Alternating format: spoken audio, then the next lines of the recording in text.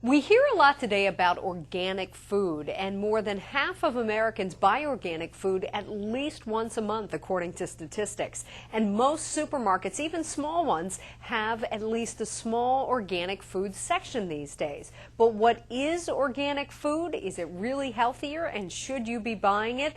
There's a lot of confusion about this topic, but today, Julia Greenblatt of Kimberton Whole Foods. So Julia, thanks so much for being here. It's really nice to be here. I appreciate it. Organic food is something that really is more visible today, and it is confusing for a lot of people. So let's start out by just telling folks, what is organic food?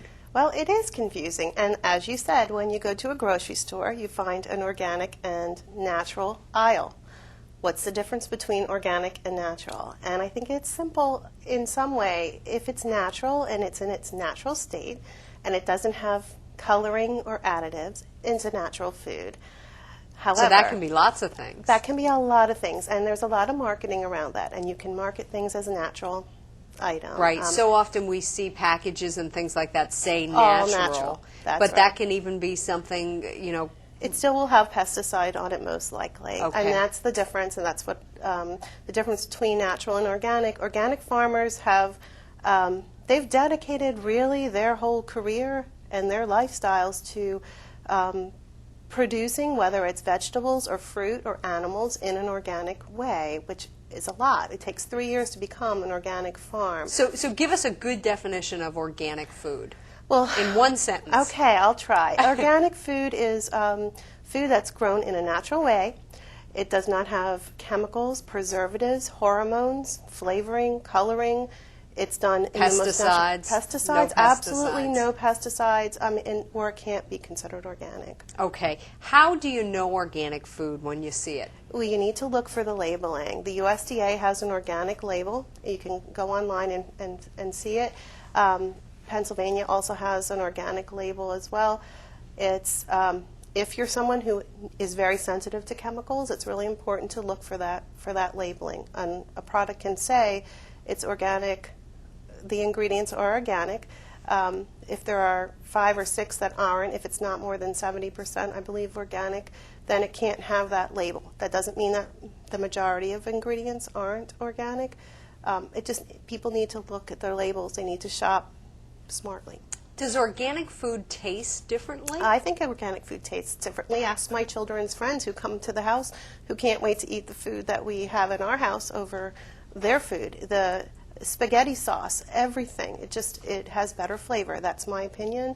But I think most people will, if given the chance to taste one over the other in a blindfolded session, would find that it doesn't taste like chemicals. Okay. Why should we think about eating organic foods? That's a good question. Why should we think about eating organically? Well, people start to eat this way for different reasons. I think it starts with moms that are pregnant and decide they want to give the best for their children, and then it continues. And then they're also the providers for the entire family, and before you know it, their husbands or their family members are enjoying the food and are more aware of why they're eating this or how it tastes.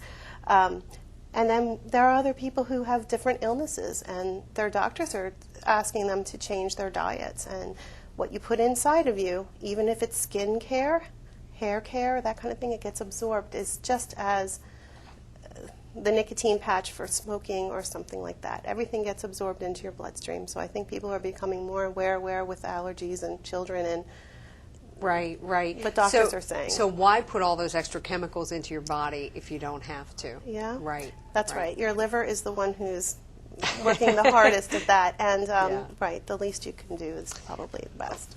I think one thing that holds a lot of people back with organic foods, they say, this sounds like a great idea and it's something I'd like to do, but organic food is more expensive. It is more expensive. It's more expensive to run an organic farm. It's more expensive to follow the guidelines of organic farming, and therefore they have to hire more staff and more people to do that. And yeah, unfortunately, it's too bad that all farms aren't made to be an organic farm, but it is true, and I think it's your lifestyle, and you have to make your choices. And what's the most important thing? Is it your home? Is it your car? Is it your children's education? or is it the way Right. you eat that really gets you? Now, when you talk about choices, if you're on a budget, there are some ways to buy organic food more cheaply. And one of the things that you can do is you don't have to buy everything organic. That's right. You can make some choices. That's and right. there's a list that's often referred to as the Dirty Dozen, which is a list of what? Well, it's a list of basically fruit and vegetables and other things that you can buy organic if you have to choose.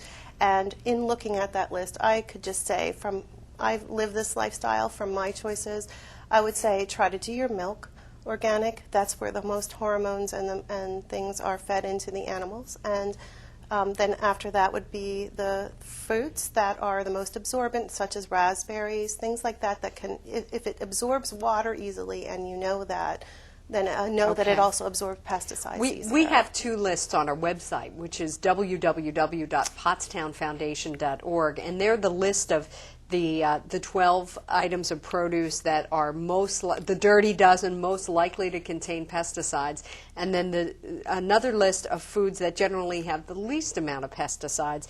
And some of those things are things like bananas and things like that. The Dirty Dozen list, I'm just going to run down a couple of these: peaches, apples, bell peppers, celery, nectarines, strawberries, cherries, pears, grapes, spinach, lettuce, and potatoes. So those are some of the things in particular. That's right. If the skin is thinner and it absorbs the moisture, Right. it's more likely. Where bananas has a thicker skin. Right. One thing I think is important, whether or not we buy organic, it's important to what? To wash everything. Wash your produce. And a lot of people don't, because you can wash off some of that. With really good soap and water. Right, The right. best for the environment. Organic food is not always healthier, in that somebody, if they buy organic, they're not necessarily buying low fat. We need to point that out as That's well. right. Absolutely. And that's true. Okay, all right. If somebody wants to get started in organic food, most grocery stores and Kimberton Whole Foods has organic food as well. That's right. Terrific. That's okay. right. Well, Julia, thank you so much for joining us today and filling us in on this. It's a confusing subject, but I think it's one that's important, and a lot of people have a lot of questions about. So we thanks for having appreciate your me. time. If you'd like more information about this, you can visit our website. We have lots of information on organic foods and great recipes. All of that information available at www.pottstownfoundation.org. Organic food is grown without any chemicals or artificial additives. No hormones, pesticides, antibiotics, or fertilizers. And why put all those chemicals into your body if you don't have to?